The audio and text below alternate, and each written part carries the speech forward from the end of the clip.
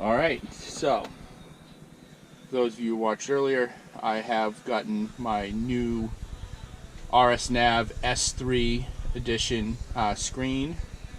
It's 12.3 that I'll be putting in, but first I have to take out my current RSnav. This is an S2 device. It's a 10.25, which has been doing great. I've gotten a couple questions already about why I'm upgrading.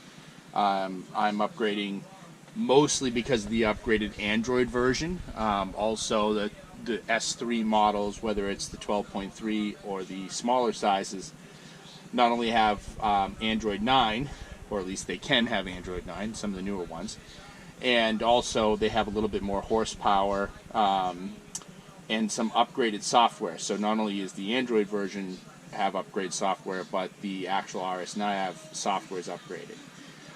Particularly around the CAN bus. So one of the few issues I've had from time to time on my RSnav is that the CAN bus items like the seat belts and the climate control don't always catch up, don't always keep up with the real stats. And I changed them from metric to English, you know, so on and so forth. I changed from 24-hour to normal 12-hour time, or 12-hour time, which is what I'm used to, and frequently those changes just don't stick. So there's a few little things like that that are that supposedly are better in the new version of the RSnav software, particularly the CAN bus integration stuff around the non-critical items like the speed and the seat belts and stuff like that.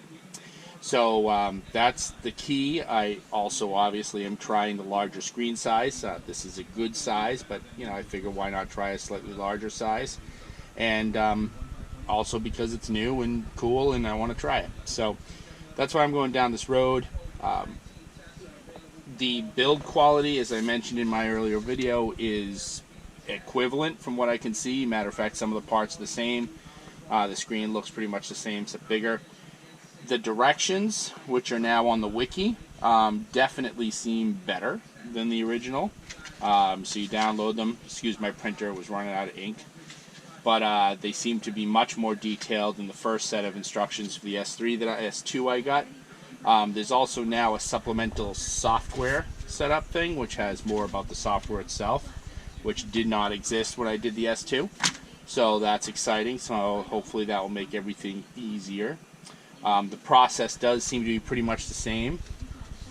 The tools, which are listed in the install manual, or most of them are. Obviously you need some interior removal tools, so that's a big thing. These are 3 of my favorites. I got a bunch of them, but you usually only need one good one like this will usually do you, but sometimes it's easier to have a couple. Need a T20 screwdriver, an 8mm socket, mostly for dropping the dash. I also have this 8mm because, again, dropping the dash, there's a lot of screws there. It's easier to have a power one for some of them. Now, although it doesn't mention it, I tend to have wire cutters. I don't think I'll need them, but this lets me clip ties or whatever else I have there, or if I have to solder anything, which I don't expect.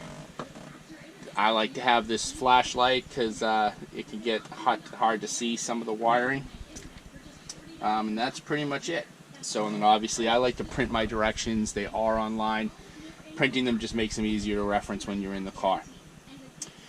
So the first thing that this tells you to do, that the instructions tell you to do, is remove the dash, right? So I'm going to remove the screen and the dash surround and all that fun stuff first, and then I think I'll be dropping the dash shortly after. So I'll go through and comment as needed.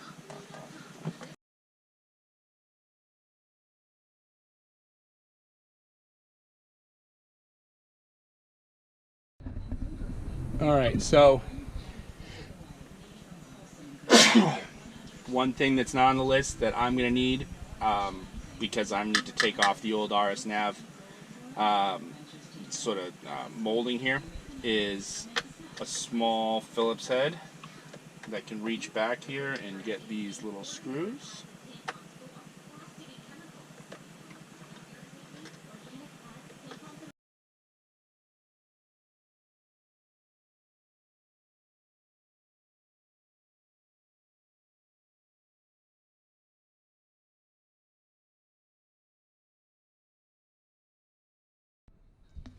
Okay, now that the little molding that they give you from my old RSnav is off, now it's just taking the trim off, which is actually pretty simple.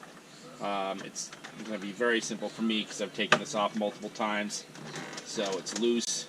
If you've never done it before, expect that it will give you a little bit more of a fight. Again, some people do this with screwdrivers. I do not recommend screwdrivers because you can just scratch and break things more easily. For the $10 or so it costs you to get some interior removal tools, it is well worth it.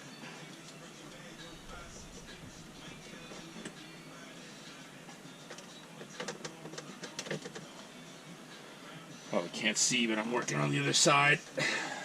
Trim this a little bit.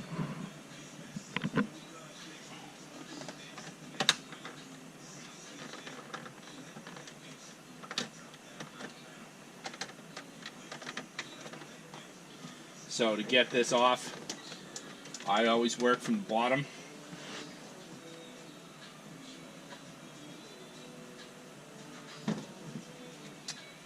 And then work my way up to the top.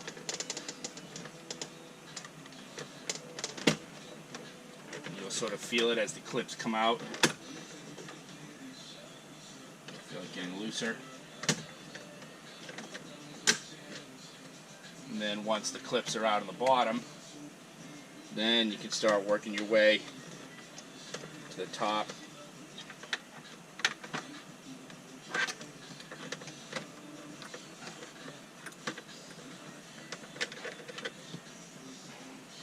And once you have a few of those clips off, you can literally just pull it right out.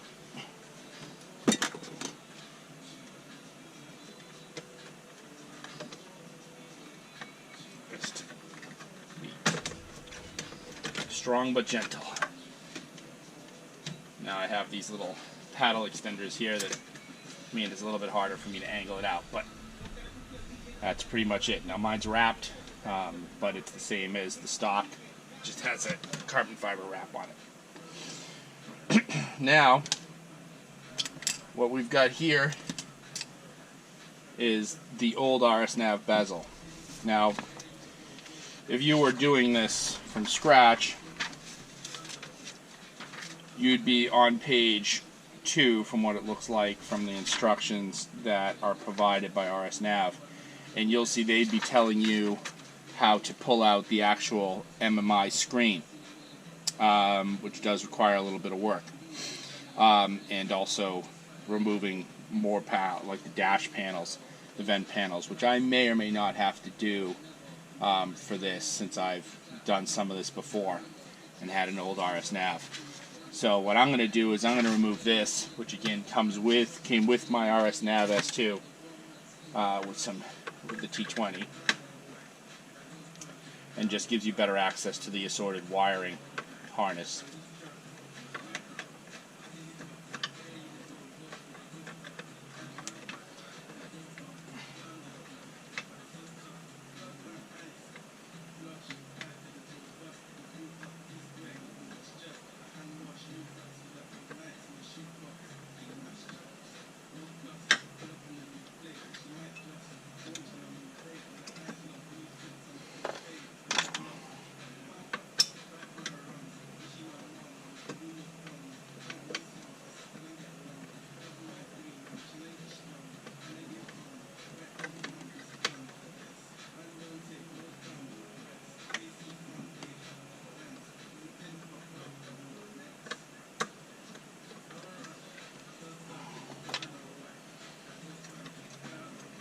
So those screws come out. There's 4, 1 in each corner.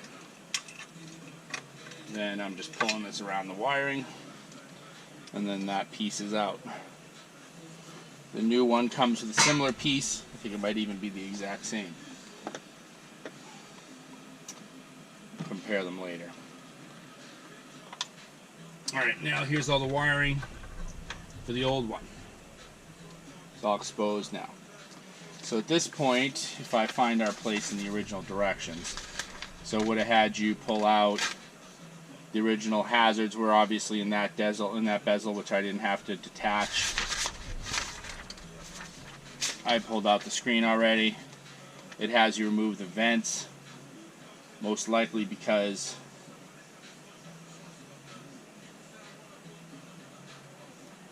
just to give you a little more space.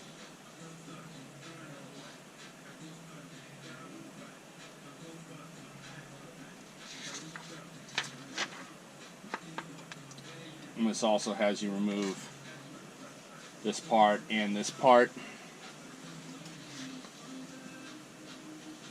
all of which just make wiring a lot easier. And then it starts having you drop the dash. So I think in my case I might not have to remove those because all the wiring is already handled. But you know, and I'm going to drop the AC just in case, and I'll take out the bottom part just in case. Now the bottom part is actually pretty easy. I can do it with my fingers now because I've taken it out so many times. Normally what you want to do is use a trim removal kit that has a little hook. They call them, they're sold frequently under on eBay and Amazon and stuff as VW or Audi radio removal tools. They have a handle and sort of a hook. I don't need them at this point because I've done this so many times. Mine's pretty loose, so I do it with my fingers.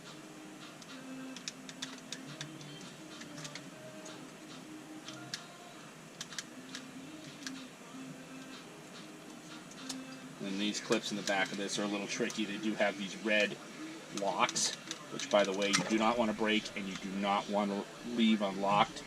If you do, you can get some weird errors on your MMI if these are not in there and engaged, because if it wiggles around it can lose contact and then you get these odd errors.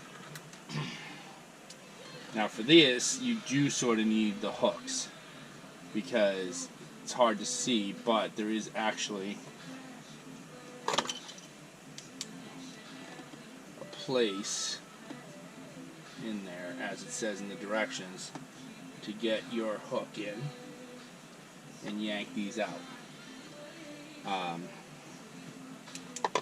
If I remember correctly, there's no good way other than that. I don't think you can quite get it from the edges.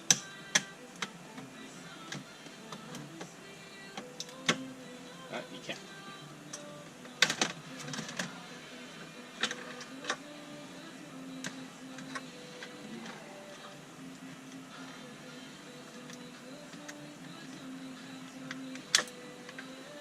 So, from what I can see, it's not very helpful for this. Honestly, probably didn't need to pull those out because you can really sort of get at the wires. It doesn't really help any different. But in some situations you might need it, and the instructions say to do it, so we'll do it. Now for the middle console, if I remember, that does help if you need to wire the radio around it, so I'll take that out. Next part we got to do is we got to get this glove down. The CAN bus access point is back here. So process is not hard, it's annoying, and if you happen to have a second person, that does make this a lot easier. So the first thing I'm doing here is popping out this passenger side fuse panel cover. It's real simple with a good trim removal tool. Alright, once that's out, then you're dropping the rest of the dash with a bunch of 8mm bolts here, under, and up in this area. This is more annoying than anything else. It's not hard, just annoying. And it just takes some time and patience and some good light to see.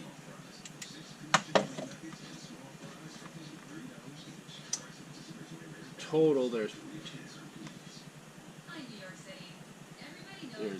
5 in here, from what I can tell, if I remember correctly. 5 total in here. Actually, no, 6, 7. So there's 7 total inside. Then there's 1 over here on the side. I tend to drop that last. And then a couple under, which again I tend to drop after. So I tend to try and take these out first. When I can, I use something that's powered just because it's easier. Obviously, cleaning out your glove box before you do this will make it a lot easier.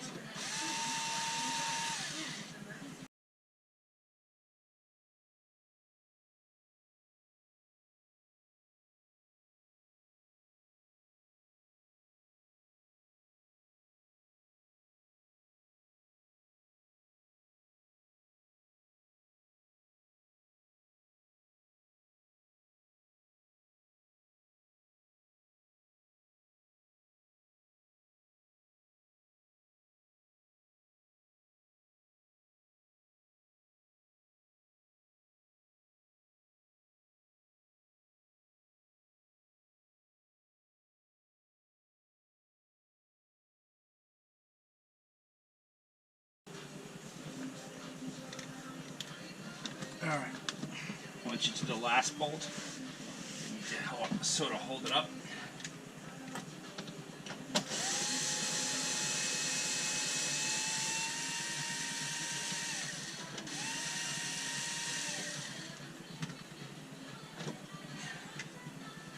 And if you did everything right, it should come right down.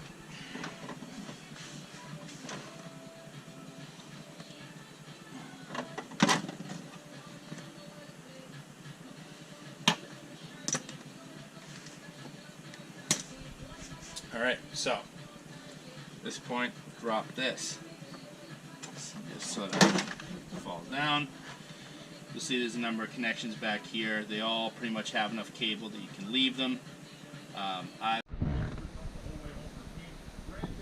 Okay, so sorry about the delay. I had to pause for a couple days because these little Audi VW keys, you need them to pull out this multimedia part. And I lost one of mine, so I only had one, and you need 2 to do it. They go in these little tiny slots here on the S4. It could be different in other vehicles. They are in the instructions from RSnav to talk about this. So the key usually goes with the sort of slanted point side in. Just slip it in till it clicks, and then you can use this to pull it out. Now once you have it out, I don't see a reason to disconnect this. It doesn't say so in the directions, and if I remember correctly, I didn't disconnect it the first time. There's little tabs, metal tabs back here. Press it in, you pull it out to get your tools out. And the same thing on the other side.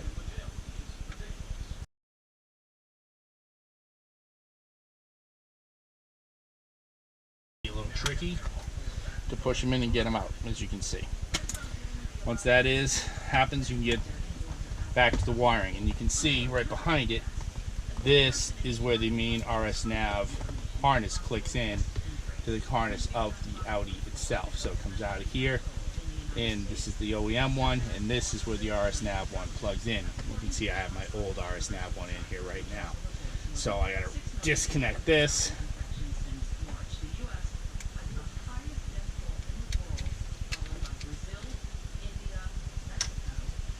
Here we go. So this is the OEM one. It has nice and colored. The RSnav one is not. Then I disconnect it from this. Here we go. And that's where I'm going to have to put in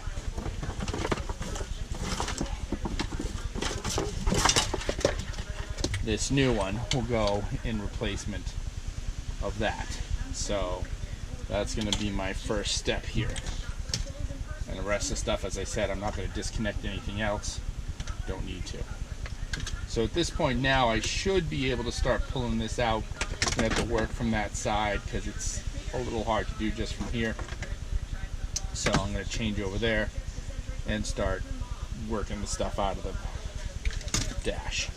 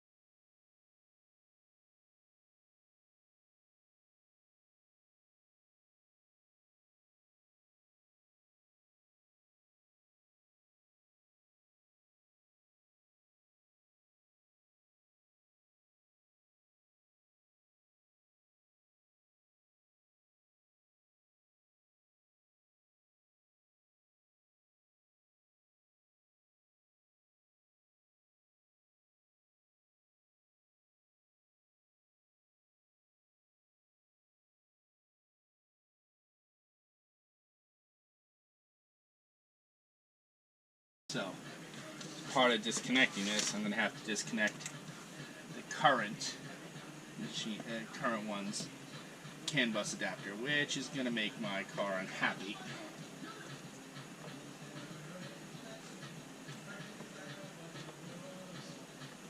As I've said in other videos, if you have a problem that you can't explain after installing your RSnav, the best thing to do is undo this and redo it.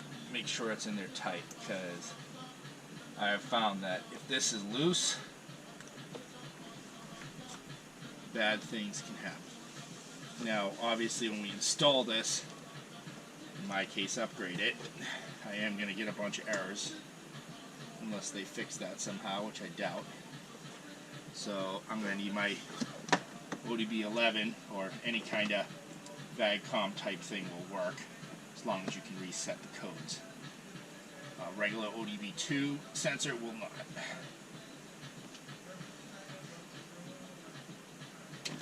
Alright, so now I've disconnected the inline. The OEM one is red.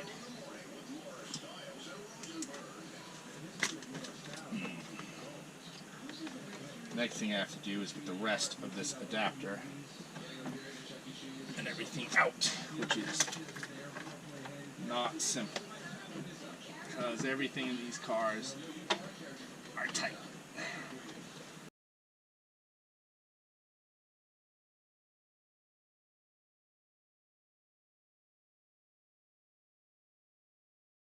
Okay, so after all that, I finally got the old wiring harness out.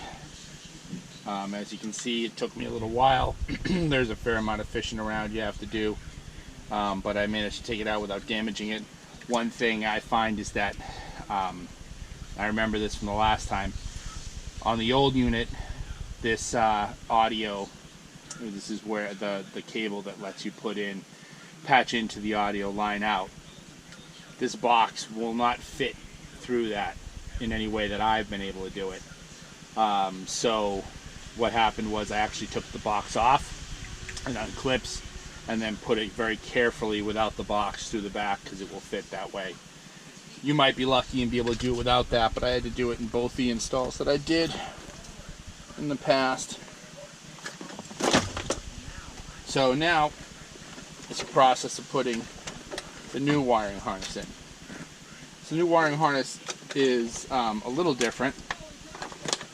It still has the ODB, the CAN bus pass-through, so it has to go into the glove box side. It also has the USB cable, which also has to go over there. Then it's got the main patch, which stays down here, and then it's got this white main patch and the main connector to the screen, this other auxiliary connector, and these two yellow connectors, plus this, which is an inline to the front speaker.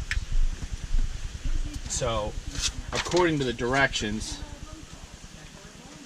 this auxiliary connector is a 3G MMI connector, so assuming that it just needs to connect to the screen somehow. So it's another connection that goes. I don't know if that's perhaps the audio in supplement of, since there is no 3.5mm jack on this thing. And then I'm going to have to connect a couple of, looks like I might have to connect a couple of other items like the 12-volt accessory. That's actually an output, so I don't need to do that. My rear camera, I have, looks like I might have to connect a separate ground. Other than that, it should be pretty straightforward. So that's the next step. So I'm just going to work on getting this all strung in and go from there.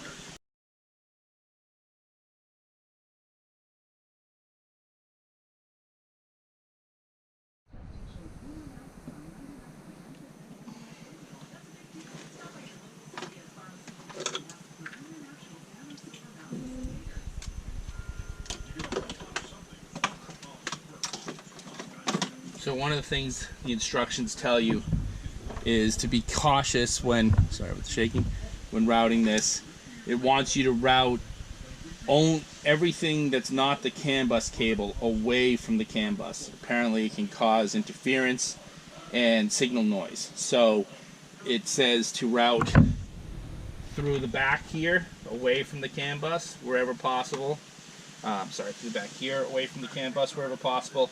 And then up and around the CAN bus when possible for going out to the side, for the antennas and stuff. So I try to follow those directions.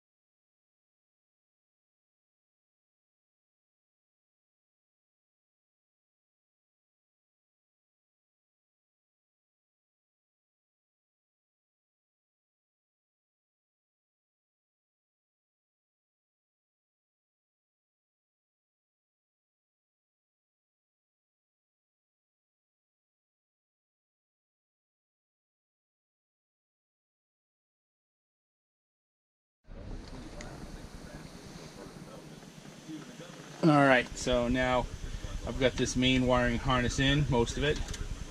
Next thing I got to do, I've got the CAN bus stuff scrolled down here, so that's good. I put in the 3G, even though I probably won't use it. I strung the 3G antenna, which is this, over to the side, just in case I ever decide to use it. Usually I just tether my phone. So now I need to get these center speaker wires into the center speaker. So first thing is to get the center speaker cover off, which is just a matter of prying it with a good tool. Alright, just a piece of plastic cover, easy. Then I'm going to need to remove the speaker, I think. Let me check the directions.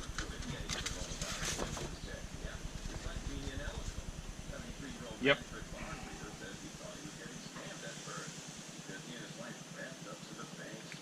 So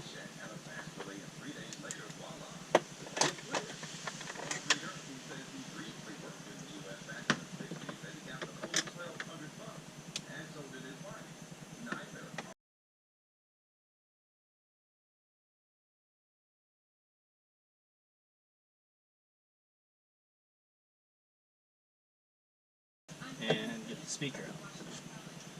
And it makes it easier to see where I'm going. I got some light. So now I can get these back here.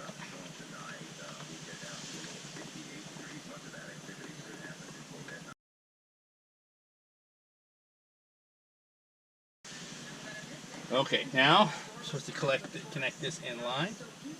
So connect the speaker.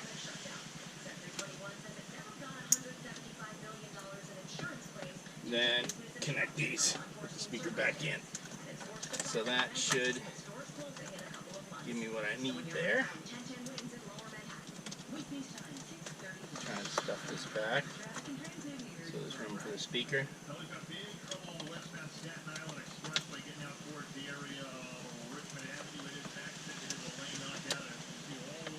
Get in there and screw that back in.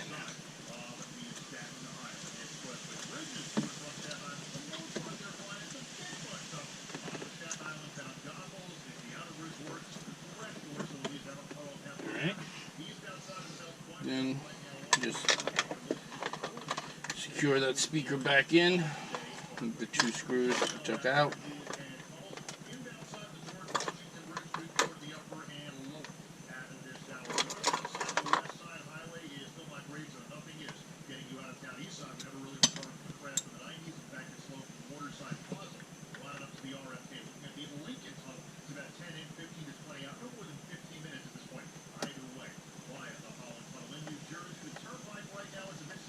Probably goes without saying, try to be careful, because if you drop them there, it's directly in your AC vents. Pain in the neck.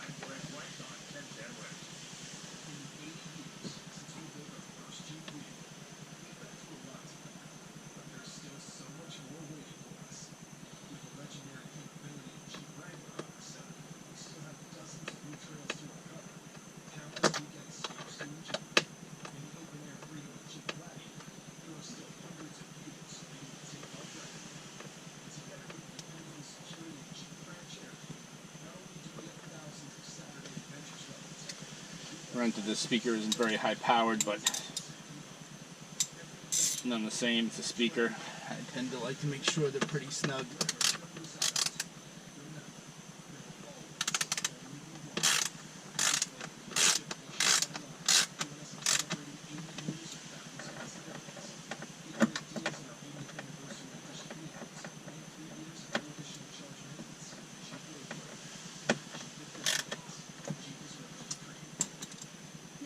I'm going to leave the cover off just on the off chance that something has to be fixed, but I'm sure it'll be fine, not to mention it's super easy to put on. So at this point, wires are strung, center speaker's connected. At this point we can connect both MMI, both the CAN bus and the MMI connections. So I'm going to start with the MMI pass-through, which, as you remember, connects to the back of this unit. Hopefully you can see.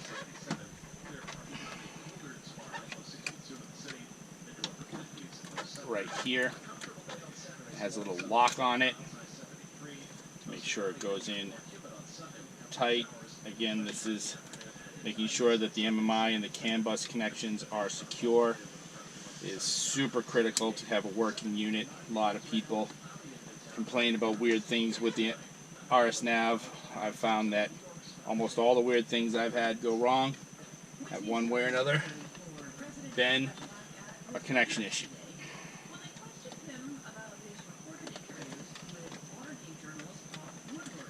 So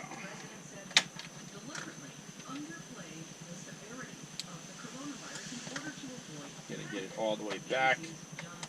Once you do, it should slip in pretty easily.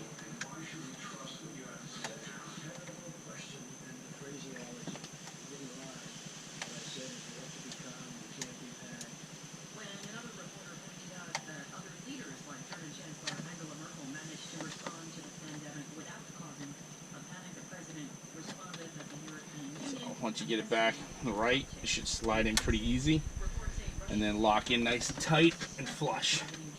You definitely want to make sure that connection is crisp.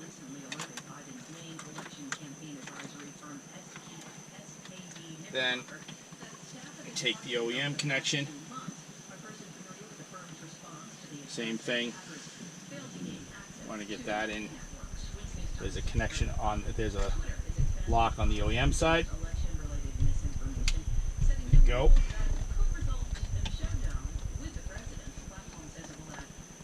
Alright, then at this point this should be able to tuck back in.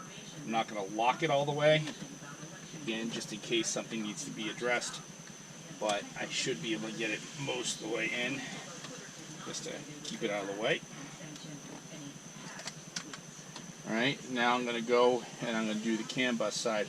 I'll try and show you exactly how that goes with the camera. This is where we're going to put our CAN bus interrupt in. So this is the OEM CAN bus here. This is the plug. This is the cable that we get from RSnav. So this goes into the OEM plug. I'm gonna try and get this cable out of the way here.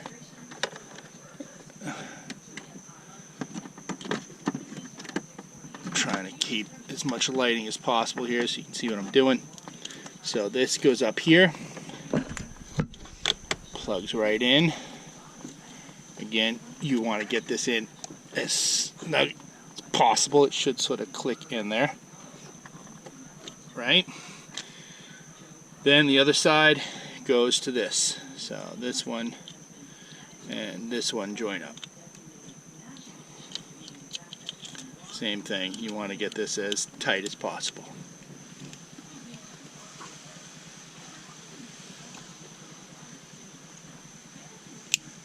And that will click in too. Tuck that back. Tuck that up. Alright, and there we are.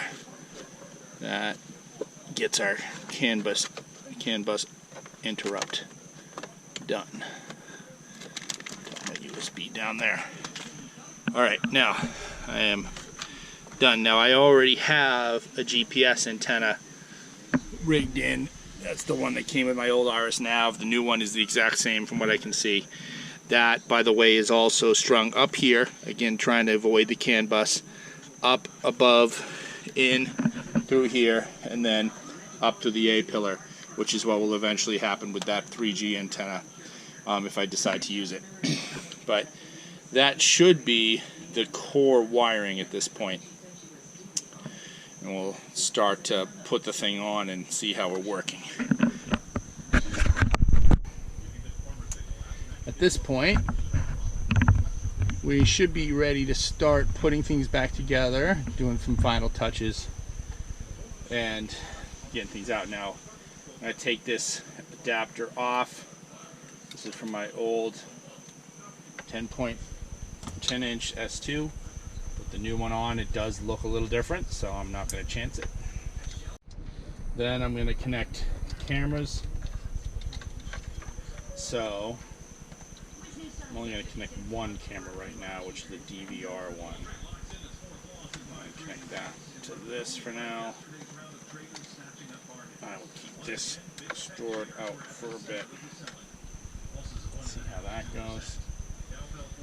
Doesn't look like I need these other wires. Still not sure about the ground. Doesn't say to connect it, so I'm going to assume that I don't need to. Then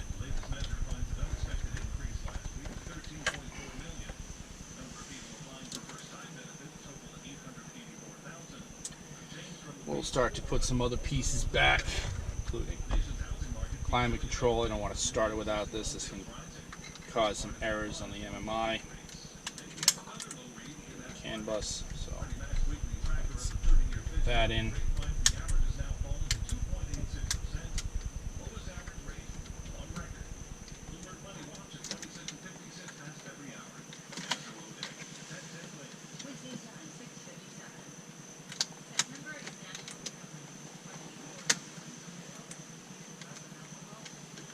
That's all secure. This I'll leave partially out again until I get all the wiring secured. Then next thing we will need is my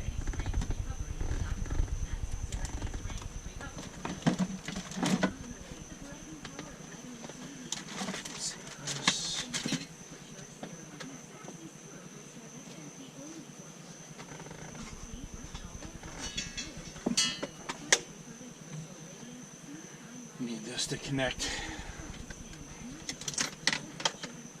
temporarily for hazards. Again, we're going to button this all up once we've tested it.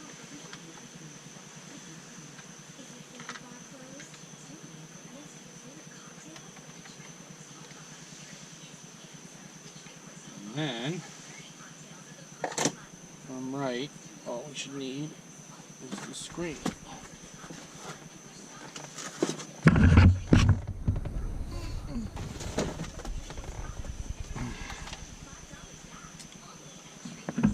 So, here's the new screen. So you can see it's definitely bigger. On the back, the connections are a little bit different. It's got the 4G, it's got the GPS, it does not have the audio connection in between. It's got this separate connector and another separate connector. I think one of these is USB, if I'm correct. I'll have to look, see if it's... And the other one is, so here's USB 2 if I want to use that. And I didn't wire that, so I'd probably just leave that as is. And this is that other connector that goes there. So, what I'm going to do for now is try to wire this up enough to see if I get juice and clear any errors, and all that fun stuff.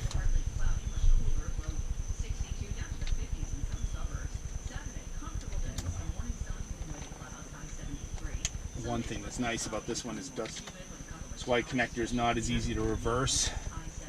I want to tell you it was my S1 unit. I can't remember. One of my other units, you could reverse it a little bit, and that may be just that particular version, or whatever. But this one, clearly you can't reverse it. It's pinned, from what I can say. It's supposed to go in there, and there we go. We are online. So I am going to start the car up. If all goes well, I'll get some errors, we'll clear them, and we should be okay. Oh, I do need my... Alright, so quick correction. I realized in getting ready to plug this as the final prep that I was wrong. The GPS antenna is different, so I had to restring that one. And to make matters worse, the GPS antenna seems to be the same look and no label versus the antenna for the cellular. So I'm going to quickly wrap a piece of electrical tape over it so I can identify it. So this is my GPS.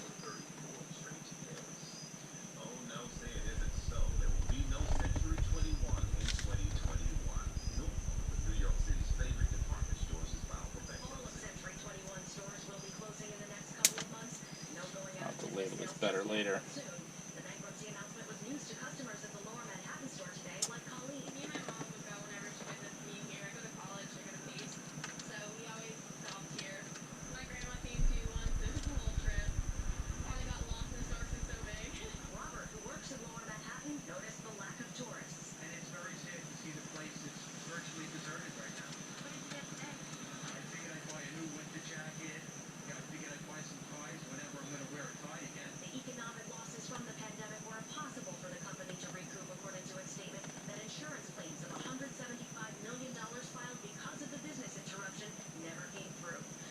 Alright, so that should be it.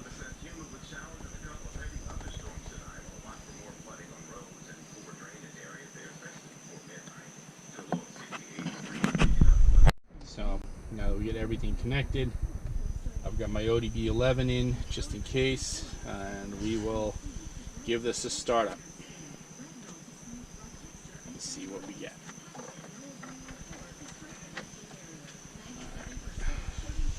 This. Also, I'm trying to point the camera over a little bit so you get an idea of what, if anything, I get.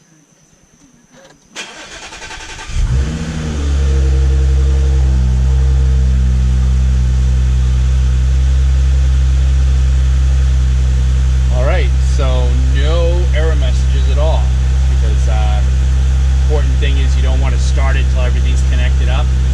Again, if you connect it up inappropriately, or if you don't have it all connected up securely, then you're more likely to get the messages. If you get the messages, that's what the Audi B11 is all about. So we'll see how that goes overall. But, so the first thing I want to do is see if we have any control. Alright, car works. This is new. Shows the trunk's open. It's pretty slick. Alright. That seems to be working. So let's go back and let's see if I get any kind of noise out of it. Okay, so I have gone in and joined it to Wi-Fi and downloaded some apps.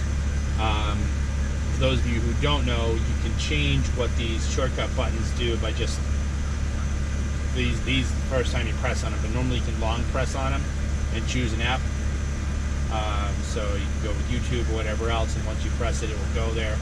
I assigned mine to Amazon Music, and we will try and see if we get some audio here. Hopefully we do. We do. Alright. So overall, this looks to be working. The dashboard seems to be responding. It's got the information there. Still can go to the car menu easily. Alright, have to adjust some settings here. There's a bunch of stuff to go in through here. I'll probably make another video about adjusting this once I get everything packaged up. But overall, it looks like it's working. So I'm gonna go through the process of putting things together now and putting it up. But overall, so far so good.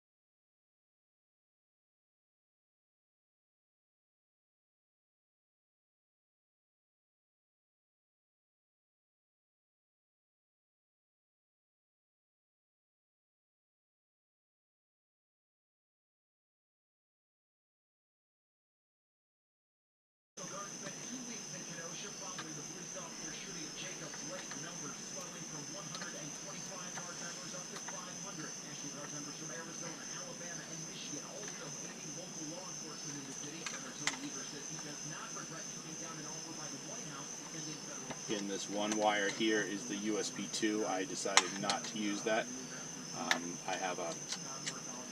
I string the USB, the primary USB down to a place where I have a small USB hub. That's always been enough for me. I don't see a reason to get another one. And I also put red tape to mark my GPS versus the 4G, because the connectors look exactly the same and have no label.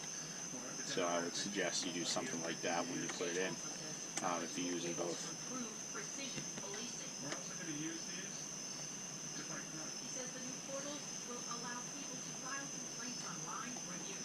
Alright, I bend them to the side.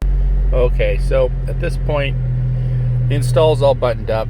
Put the glove back in, everything's installed again. And the new RSnav seems to be working great. There are a couple items that are still outstanding, Android Auto being one of them, but a lot of them were just a matter of working through with Daniel. So I've got some questions in for him. I will do a follow-up video in a little bit after I've got some of those things nailed down, or at least know exactly where they are. including just sort of a summary review thus far. But anyways, everything's poked in at this point. The new trim went in fine.